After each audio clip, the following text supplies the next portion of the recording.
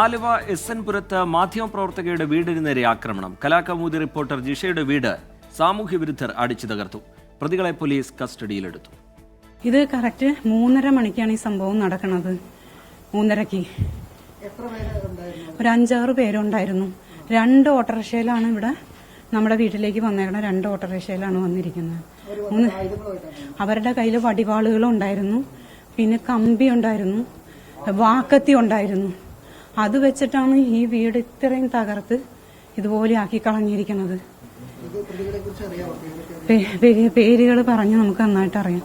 പേരുകൾ ജ്യോതിഷ്, രാഹുല് എന്നൊക്കെ പറയുന്ന ടീമുകളാണ് ഉള്ളതെന്നുള്ളത് അറിയാം.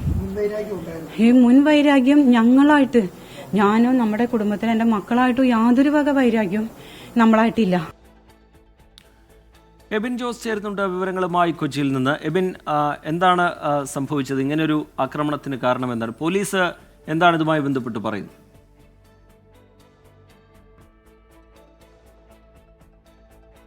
ഇന്ന് ഉച്ച കഴിഞ്ഞ് 3:30 ഈ കലാകൗമുദി റിപ്പോർട്ടറായ ജിഷയുടെ വീടിന് നേരെ ആക്രമണം ഉണ്ടായത്.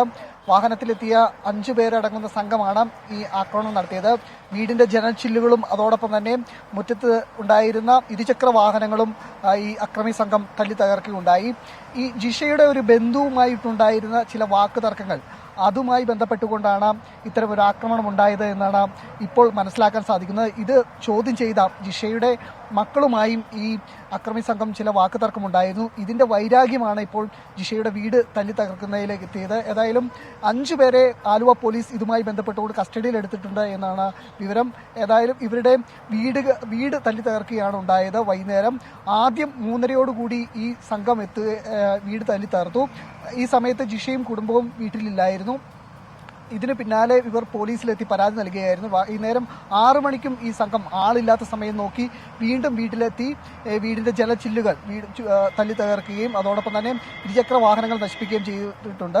ഏതായാലും ഇതുമായി ബന്ധപ്പെട്ടുകൊണ്ട് 5 അംഗ സംഘത്തെ പോലീസ് കസ്റ്റഡിയിൽ എടുത്തിട്ടുണ്ട് എന്നാണ് ലഭിക്കുന്ന വിവരം. രജിത്ത്, എബിൻ, ഈ ആയുധങ്ങളൊക്കെ ആയാണ് ഇവർ വന്നതെന്ന് പറയുന്നു. പോലീസ് എന്താണ് ഇതുമായി ബന്ധപ്പെട്ട് കൂടുതലായി വിശദീകരിക്കുന്നത്? ഇപ്പോൾ 5 പേർ കസ്റ്റഡിയിലുണ്ട്. അവർ ഈ കൃത്യത്തിൽ നേരിട്ട് പങ്കെടുത്തവർ, ഇനിയും ആളുകൾ പിടിയിലാവാനുണ്ടോ? എന്താണ് അതുമായി ബന്ധപ്പെട്ട് പോലീസ് പറയുന്നത്?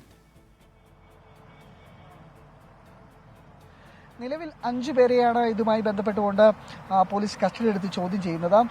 നേരത്തെ ഇവർക്ക് ചില മുൻവൈരാഗ്യങ്ങൾ ജിഷയുടെ മക്കളുമായി ഉണ്ടായിരുന്നു എന്നുള്ളതാണ് ലഭിക്കുന്ന വിവരം. ഇതുമായി ബന്ധപ്പെട്ടുള്ള ചോദ്യം ചെയ്യലാണ് നടക്കുന്നത്. ഇവരുടെ പേര് വിവരങ്ങൾ പോലീസ് പുറത്തുവിട്ടിട്ടില്ല.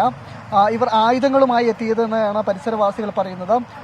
കമ്പിവടി ഉൾപ്പെടെ ഇവരുടെ കയ്യിലുണ്ടായിരുന്നു. 2 നിലയുള്ള വീടാണ്. ഇതിന്റെ എല്ലാം നിലയിലെയും ജനച്ചില്ലുകൾ തകർത്തിട്ടുണ്ട്. കല്ലേറുണ്ടായിട്ടുണ്ട് വീടിന് നേരെ.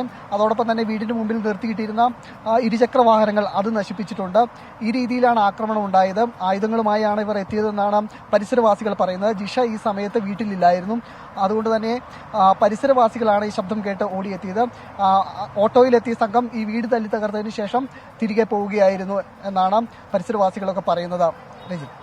ശരി, എബിൻ ജോസ് വിവരങ്ങൾ നൽകുകയായിരുന്നു. ആലുവ എസ്.എൻ. പുരത്താണ് മാധ്യമപ്രവർത്തകയുടെ വീടിന് നേരെ ആക്രമണമുണ്ടായത്. കലാകൗമുദി റിപ്പോർട്ടർ ജിഷയുടെ വീട് സാമൂഹ്യ വിരുദ്ധർ അടിച്ചു തകർക്കുകയായിരുന്നു. ഇപ്പോൾ 5 പേർ പോലീസിന്റെ കസ്റ്റഡിയിലുണ്ട് എന്നുള്ളതാണ് ഏറ്റവും ഒടുവിലായി ലഭ്യമാകുന്ന വിവരം. എബിൻ ജോസ് അതിന്റെ വിശദാംശങ്ങൾ നൽകുകയായിരുന്നു.